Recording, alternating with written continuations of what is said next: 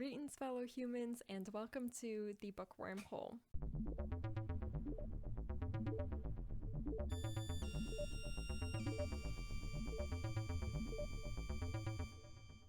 Let's talk about Pride Month. First of all, I made this tie-dye shirt inspired by the sunset lesbian pride flag, so naturally I had to wear it for this video, but that's not the only thing I did for Pride. I ended up going to a drag ball, which was a really fun and positive experience for me. It was so awesome to see all of like the self-expression and creativity that went into everyone's outfits, as well as seeing like the support and community within my own city. And another thing I did for Pride was a speed dating night. I've never done speed dating before, but it was kind of something I wanted to do at least once in my life. This was especially cool because it was just for like women and like women who are into other women. So I ended up doing that and it was fun. But besides getting out and active in my local LGBT community, I like to take the month of June to focus on reading books that feature LGBT representation and written by authors who are some flavor of LGBT as well. As I mentioned in my TBR video, I don't have anything against straight cis authors who write books with LGBT representation. I think that's wonderful, and I think that is definitely a step in the right direction. But why I specify LGBT authors for this month is more just like trying to find that like connection, that sense of community through what I'm reading, and also to uplift, you know, LGBT voices specifically for the month of June. So all the books on this wrap-up video are by authors who are lesbian, gay, bisexual, transgender, etc. And that the book also has some sort of representation as well. And there's only like one exception on this list where I wasn't actually sure how the author identifies, so I will point that out when I get to that title. But otherwise, rest assured, like, these are coming from own voices authors. I also read a lot out of my usual genres. I read a lot of fantasy this month, which is unusual for me, and a couple of like realistic fiction as well. And then sci-fi, of course. There's always going to be sci-fi. So I kind of group these by genre rather than the order I read everything. But the first book I'm going to talk about is You Sexy Thing by Cat Rambo. In order to escape her life as admiral in the Holy Hive Mind Army, Nico Larson opens a restaurant with her former unit running it. Yet her life of retirement comes abruptly to an end when the space station is attacked, and Nico and her crew are forced to escape the station on an elite bioship called You Sexy Thing. Except You Sexy Thing believes she is being stolen, and rather than ferrying everyone to safety, redirects to a prison planet to have them all arrested. This book reminded me of why I love space opera so much. It was fun and vivid, full of different aliens and cultures, foods and technology. Sometimes when there are so many alien species, it can be hard to follow, but surprisingly that wasn't an issue with this book. And that's considering that Nico is like the only human character who works in the restaurant and everyone else is a different type of alien. I loved Nico's longtime friendship with her main chef, Dabry. It was one of my favorite character dynamics in the book, though I do like how everyone has a unique relationship with each other in the crew, and you definitely get the sense that these people have been with each other for a very long time, as well as have been through a lot together. Food definitely plays a huge role in this story, given that several of the characters cook, and I'm a bit of a foodie myself, so I definitely enjoyed these details of like, what does food look like on spaceships when there isn't access to fresh ingredients, and also that there are different dietary needs of all the species aboard. And yet in answering these questions, the food still sounds really appealing and exciting. I love bioships, and I'm so happy that this time the bioship gets to be a character. Oftentimes it's just like the ship is alive but we aren't able to communicate with them. But You Sexy Thing was almost like a sapient alien herself, And I love when the POV followed You Sexy Thing. She has her own distinct personality, along with her own thoughts and opinions, and even her own plot and story arc, which, given that she is an intelligent living creature, it makes sense that she would. Admittedly, the LGBT rep in this book was a little bit on the down low, which I didn't terribly mind. Nico has had girlfriends in the past, and her love interest in this book is a non-binary alien, but the latter only really has presence much later on in the story. Again, I didn't mind it too much because there is a lot to like about this book besides the representation, but it was nice to have a lesbian / bisexual main character. And also this is coming from a non-binary author. But overall, I really enjoyed this book. It was a fun space opera with lovable characters and set in a really cool universe. I think there is supposed to be more books written in this series, which I'm really excited about. Though this book concludes in a way that could be read as a standalone, I definitely would like to see more of these characters and explore more of this creative world. I gave this one 5 stars, and though I don't usually do recommendations, I do think readers who like Becky Chambers' Wayfarer series might also like this book, just because a lot of what I enjoyed about this book are the same type of things I liked from Chambers' space opera series. The next book I'm going to talk about is Dreams Bigger Than Heartbreak by Charlie Jane Anders. This is the sequel to Victories Greater Than Death. Tina and 5 select teens are the first humans brought into an alien-colonized space, and now part ways in order to carve their own niches in the galaxy. Meanwhile, friction between humanoid and non-humanoid aliens continues to grow, spurred on by Kankankan, founder of the Compassion, along with Morant, Tina's previous life's best friend turned mortal enemy, who still hasn't faced repercussions for his misdeeds in the previous novel. Whereas the first book focused entirely on Tina's POV, in this book most of the story is told from either Rachel, Tina's best friend, or Elsa, Tina's girlfriend's perspective, and follows their personal plots more so than Tina's. I really enjoyed this, even more so than the limited perspective we got from the first book. Also, rather than being confined to a starship, the cast of characters is spread throughout space, allowing readers to get a better idea of what this universe looks like, and also fleshes out a lot of the characters and personal plots of the other human characters, such as Yue, Domini, and Kez. I remember liking these characters from the first book, but they mostly felt like accessories to Tina's storyline. In fact, I think the alien characters of the first book left more of an impression on me than these characters. However, I really came to love all the human characters in this book. I absolutely loved following Rachel's character. She is both such an unconventional hero, yet one of the most relatable characters I've ever read. She deals with social anxiety, all the while thrown into the spotlight time after time for being a hero, without wanting the attention and bending under this pressure to do it again. She's someone who has a limited social battery, which I so enjoyed how that is portrayed as someone who definitely needs to recharge frequently after social events. I also really like that she is fat and that this is just a thing about her appearance, not something that is shown to be a weakness or something that needs to be changed.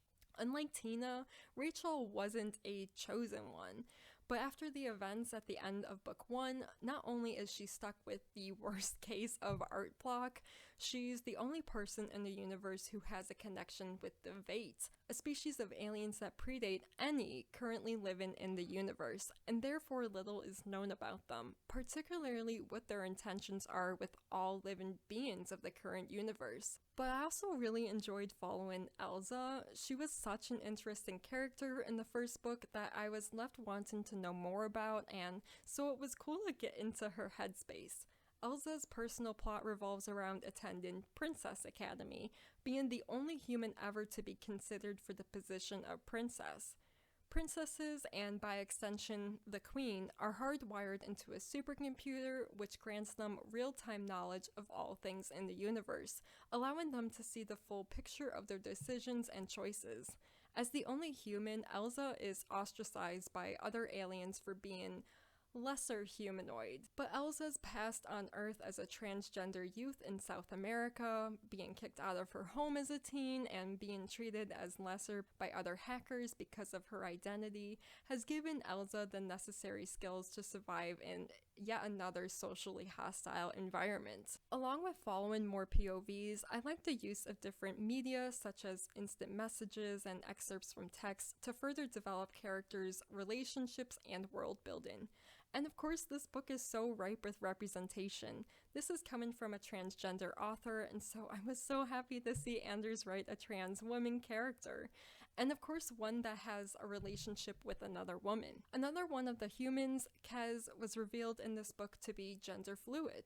And I like how the EverySpeak, a device in this universe that automatically translates language to allow all species to interact with each other without a language barrier, automatically changes pronouns so characters won't be misgendered. I thought that was a really cool detail, especially building off of tech that already exists in the books. And also, one of my favorite subplots revolves around the character of Damani, who I believe was said to be asexual in the first book, but at least that's how I interpreted her character. In this book, she meets an alien character who is also one of the few to leave her planet behind, and the two form a close friendship. Her type of species allows for this intimate bond that involves a melding of minds, something Damani is really interested in throughout the book.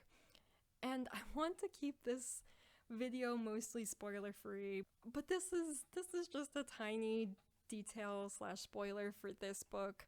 But there's a moment where these two have to form this permanent friendship bond in order to save everyone, and that was just such a cool asexual twist on the like hook up or die trope, and I was so delighted by it. The way this book ends, I am desperate to get my hands on the next book because the ending was shocking, and I honestly have no idea how this series is going to resolve. I remember being somewhat underwhelmed by the first book in this series. I love Charlie Jane Anders' writing, but Victories Greater Than Death didn't match up to the previous work of hers I've read. This book reminded me of why I love Anders' work so much. It's a book with really lovable characters, fascinating worlds and aliens, and issues that are unfortunately topical to today. So while I only gave Victories 4 stars, I decided this one was worthy of 5 stars. The next book I'm going to talk about is A Memory Called Empire by Arkady Martine.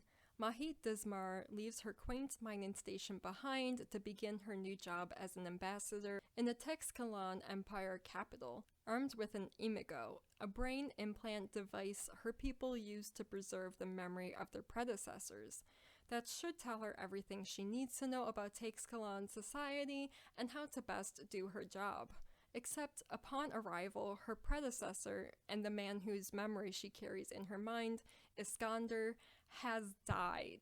Evidence shows foul play, but no one will call it murder, and shortly after seeing his body, Mahit's Imigo is knocked offline, leaving her alone with her questions, all the while having inherited all of Iskander's problems and enemies. But this book was my only exception to the list where I'm not quite sure how the author identifies, so take that as you will, but there is LGBT rep in this book. Mahit has a female love interest, and Iskander is revealed to have had a male lover in the past, while also possibly being in a polycule with him and a woman, so there's bi and poly rep as well.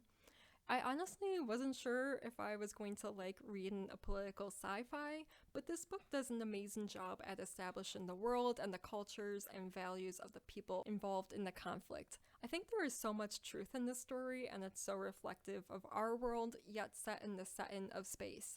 I like the xenophobia of this book. Mahit may be a human, like all citizens of Texkalan, yet she is routinely called a barbarian for having come from a non-Texkalan place. There's a lot of brilliant, subtle ways that Martine establishes Mahit as an outsider. One of the more notable ones is the way she smiles with her teeth, and that comes across as aggressive to Texkalan citizens, as people smile with their mouths closed, expressing their emotion through their eyes in Texkalan. It's clear that despite all her knowledge and her best efforts, that she doesn't fit in, and that she personally has conflicted feelings about this experience. A part of her desperately wants to be accepted, and admires the lifestyle of Teixcalaan. The other part of her is rightfully indignant of the way Teixcalaan treats her. The isolation Mahit experiences throughout this book is well established. I, as a reader, found myself questioning who Mahit can trust, even doubting her two closest allies, Seagrass and Azalea, at times. I liked never fully knowing what to expect to happen next, as this mystery of what happened to her predecessor and why he had enemies unfolds. I love the use of poetry and epic tales in this book. I feel like that's something you see more in fantasy than ever in sci-fi, and yet it's been such a huge part of human culture historically, it doesn't make sense why that would ever fully go away. It adds some really beautiful language and storytelling in this book, as well as further illustrates that gap between Mahit and Teixcalaan, or anyone who isn't a citizen and citizens of Teixcalaan. Mahit has a solid grasp of the language and understands poetry, but she mourns at points that she will never be a poet, not like the native speakers would. I honestly don't know that I love Mahit and Seagrass's relationship. I honestly didn't notice it developing until much later in the book, possibly because for a good portion of it, I honestly wasn't sure if I could trust her, much like Mahit must have felt about Seagrass at the time. So it did almost feel rushed when they did end up kissing, but I do appreciate some sapphic representation regardless.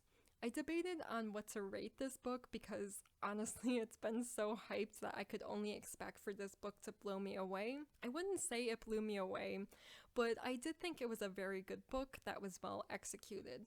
So I decided on 4 stars for this title. Only because I read the second book in the duology right afterwards, and I like the second one a lot more. A Desolation Called Peace by Arkady Martine. I'm going to try to keep this as spoiler-free as possible for the first book, but also a lot of what worked for me in this book was similar to the previous one. With the appearance of an alien armada at the edge of Teixcalaan territory, Teixcalaan readies for the worst.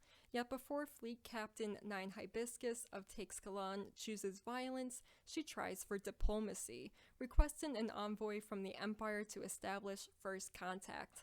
Mahit Dismar, alongside 3 Seagrass, are chosen for the task, attempting the impossible of breaking the language barrier between species before war breaks out and the Empire will be forced to eliminate all alien life. One of the things I liked immediately about this one was the multiple POVs, rather than in the first one everyone revolved around Mahit's perspective. Also, rather than being confined to one area of space, we get to see the mining station Mahit grew up on and other areas of space. I'm not usually into galactic war type stories, but I did enjoy the stakes of this book as well as understood why characters acted the way they did.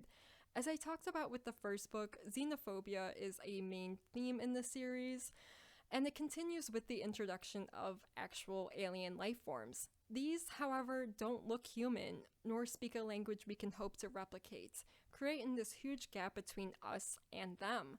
And besides, they've already killed a colony of humans, and we don't know what they want by seeking out humans.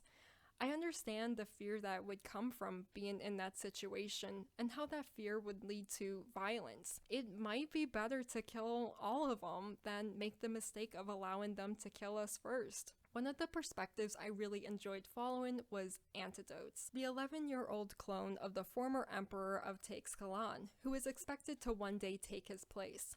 I liked seeing the Empire through a child's eyes.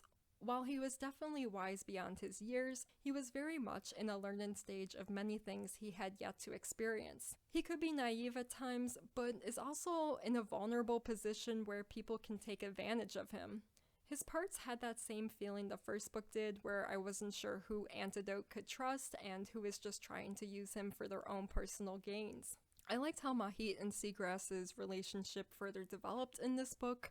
A lot of the conflict between them makes sense given their different backgrounds, and some important points were brought up that are worth discussing, especially given cultural differences. I think overall I just preferred the relationship in this book more than the previous one. It just made more sense to me, as well had more of a presence in this book than the last one. But I don't know, I like where their relationship ends up at the end of this book. I guess it's realistic, but also it's like, come on, this is the last book. I think I would have preferred satisfaction rather than realism, but that's just me. I think the one issue I had with this book was, I don't know I necessarily believe Mahit and Seagrass are the most qualified people to be handling a first contact scenario, especially given that Mahit only knows her native language and one other language. She's not a linguist by any means. She is bilingual. She just knows 2 languages.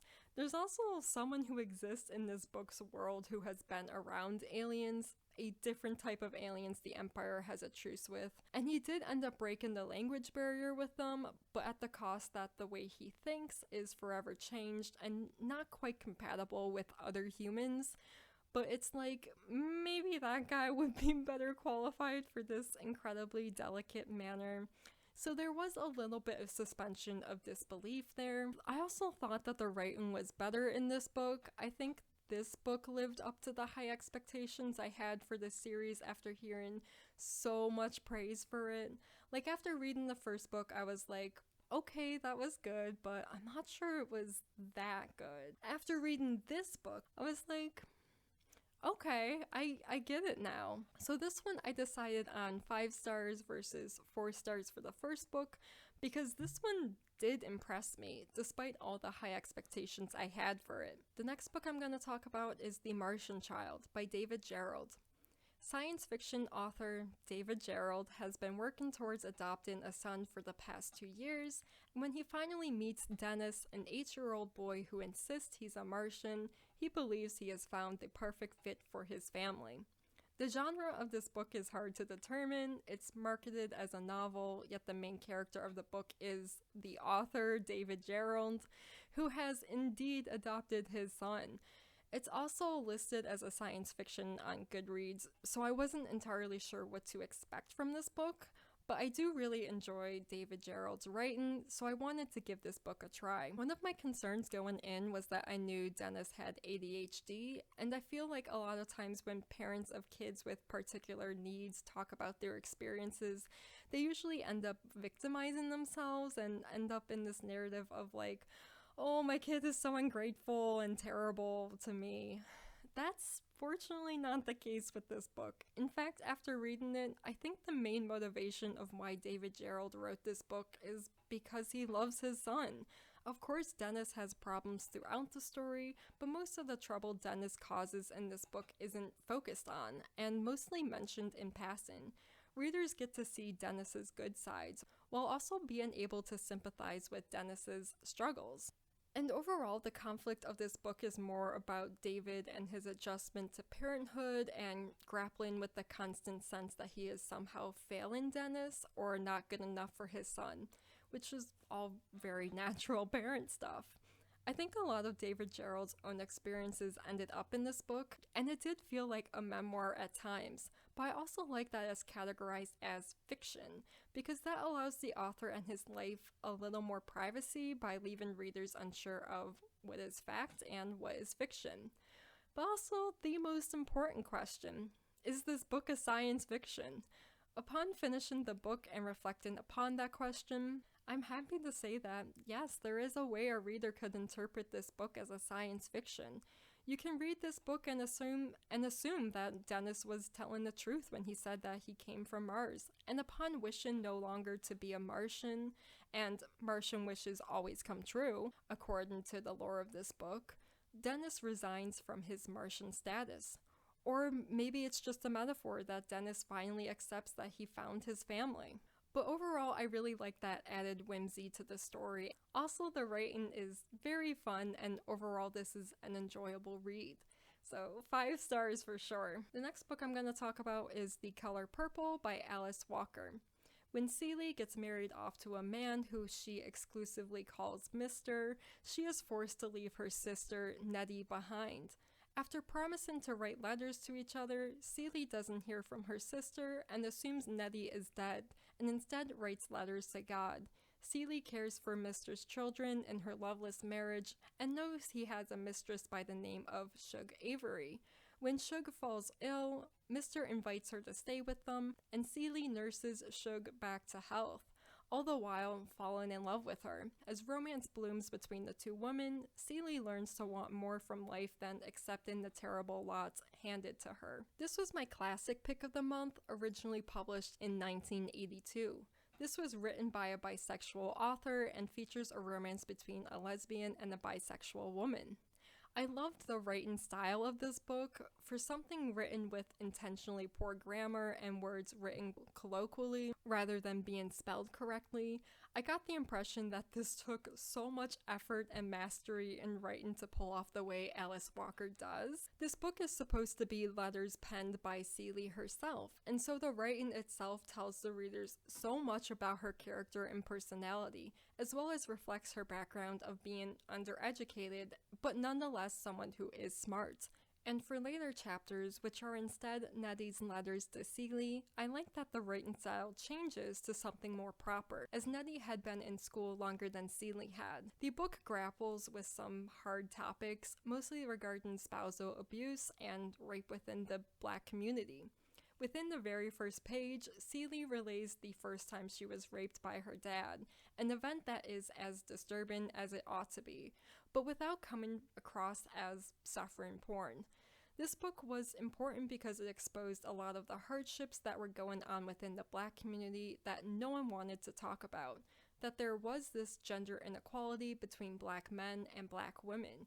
It was hard enough to be Black during the early 20th century, but to be a Black woman was even harder. I also like that through Nettie's POV, Walker explores Black Americans' relationship with Native Africans, as Nettie's story takes her to an African village as a missionary. There's this partial kinship between Nettie and the Africans, but overall, she's only slightly better than a white missionary in their eyes.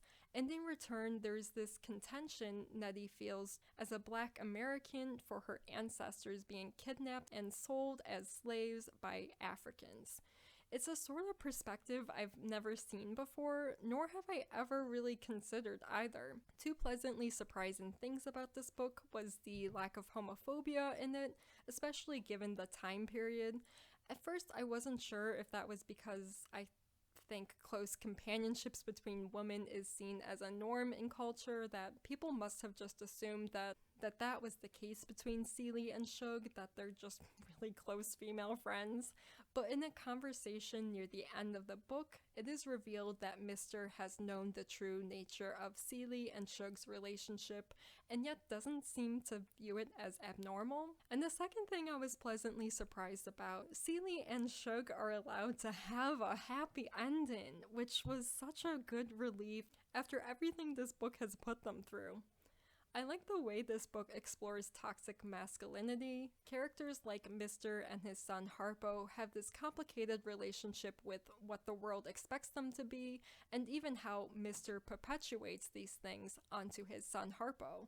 For example, Harpo likes to cook, and he loves his wife Sophia. But it's when he's around other men who have wives who obey their husbands without question that Harpo feels the need to make Sophia submit to him. And when she doesn't, he beats her. I was surprised that Mr. got any redemption at all in this book, but his comes much later in life when he is ready to see Celie as an equal and discovers he actually really likes sewing, a traditionally feminine chore he wasn't able to experience before because it wasn't for men. I really appreciate this point about masculinity being explored in this book because it explores the root of why inequality is an issue, and that it not only negatively impacts women who are often abused at the hand of inequality, but it also hurts men. Despite all the hardship in this book, I found it to be ultimately a really beautiful and uplifting read. almost as if the message Walker is trying to get across is, no matter where you come from or what you've done, you can still have a good future. This was probably my favorite book of this month. 5 stars for sure. The next book I'm going to talk about is When We Were Magic by Sarah Gailey. Prom night doesn't go as Alexis planned. For one thing, her crush went with someone else, and when Alexis tries to make her crush jealous by making out with a random boy, she ends up accidentally killing him with her magic. But fortunately, she has a close-knit friend group full of witches to help her hide the body. But every time one of them gets rid of a piece of the dead boy, they end up losing something in return. I buddy read this with Joharra from The Witchy Reader. I absolutely love this friend group in the story. They felt realistic and like people I'd love to hang out with. I think for a large cast of characters, Gailey balances time spent with each friend well, and none of them feel particularly neglected or any less meaningful to Alexis as a friend. I also really like the way Alexis's crush on her friend Roya was handled. It's a lot of Alexis being attracted to Roya but denying it the entire time, and I felt like it was both realistic but also without ever mentioning that Alexis has a crush, but showing readers that she does by the way Alexis interacts with Roya, and knowing that despite what Alexis thinks, Roya definitely has feelings in return for her by the way she interacts with Alexis. Every time the girls lost something was such an impactful moment, even though most of the time what they lost might seem small. I as a reader could understand how important and beloved those things were to the girls, and I felt that loss alongside them. I also like that magic was sort of a metaphor for being queer. These girls all are unique, but the one thing that brought them together was them having magic. Similar to how I, as a queer person, often find myself more drawn to making friends with people who are some form of LGBT, particularly when you're in a small town setting and needing to keep this part of yourself as a secret. It makes sense why these girls would have bonded the way they did. Also, the scene where Alexis tells her dads that she has magic was so emotional and beautiful for me and really sold me on this metaphor. But also, most of the girls are definitely some form of LGBT as well as having magic. However, I didn't entirely love how magic was used in this book.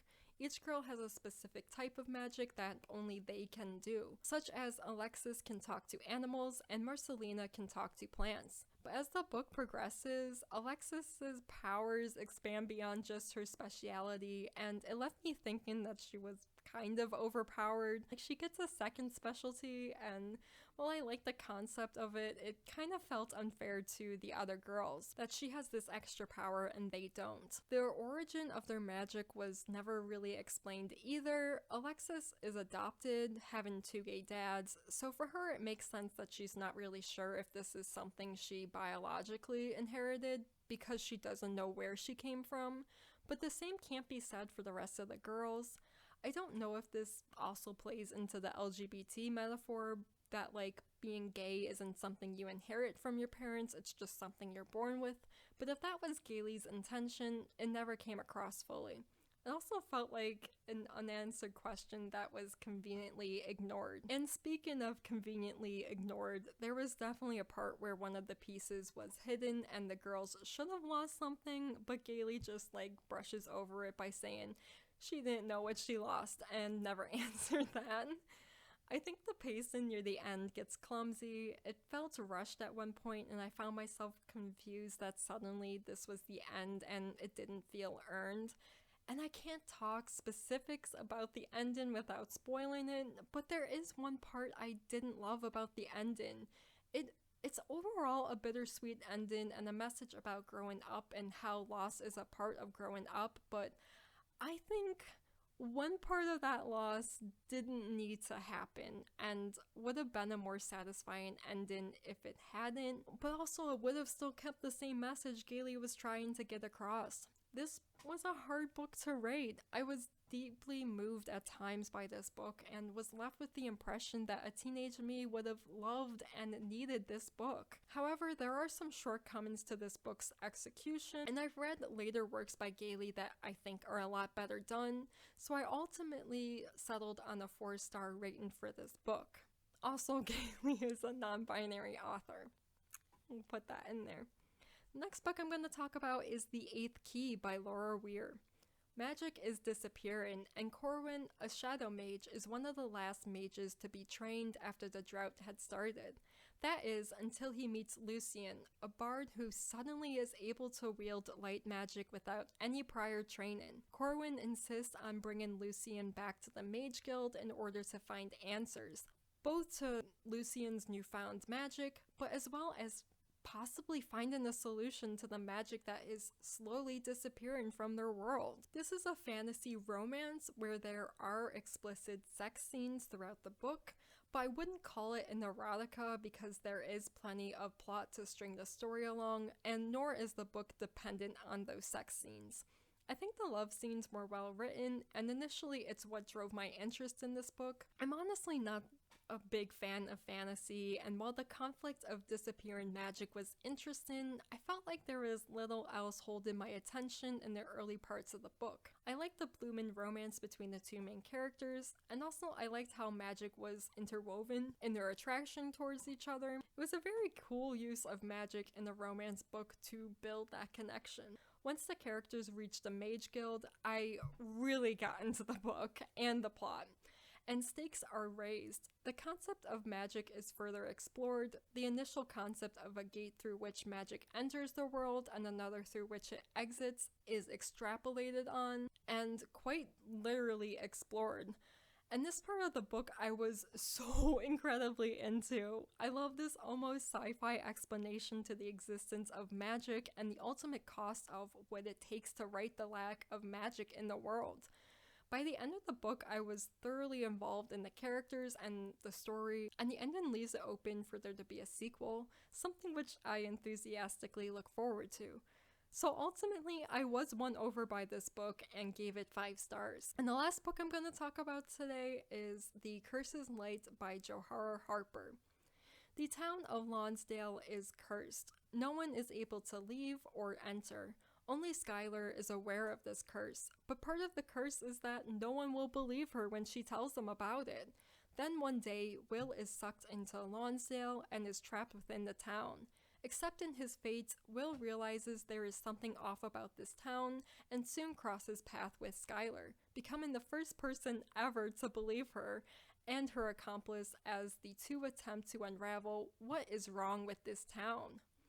I thought the concept was really cool, particularly the effect that the curse has on the main character Skylar. It reminds me of the Greek myth of Cassandra, where she is cursed by Apollo to tell true predictions, but no one will ever believe her. We don't get to see the curse's larger effects on the town until closer to the end of the book, which left me thinking at one point, why is it important for Skylar to break this curse? Because it seems to have no negative effect on anyone in town but her. So I wish more time was spent earlier on in the book exploring how this curse affects the townspeople, establishing it as a threat that everyone is ignorant to besides Skylar, because otherwise the stakes felt very personal and almost selfish at times. I think there's only one instance where Harper hinted at how the curse was impacting the townspeople, but I didn't understand that it was related to the curse at the time. Sydney was probably my favorite character because of how complex she was.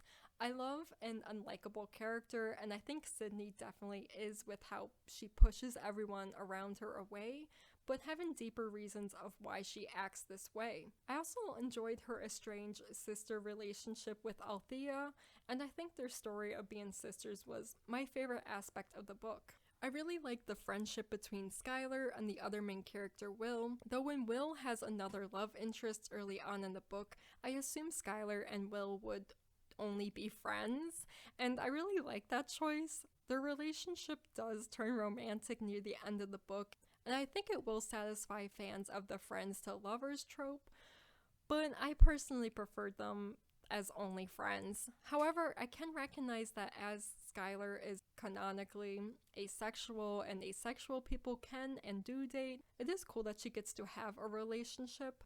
There is a lot of LGBT representation in this book, particularly leaning towards the asexual scale, which is awesome coming from an asexual author.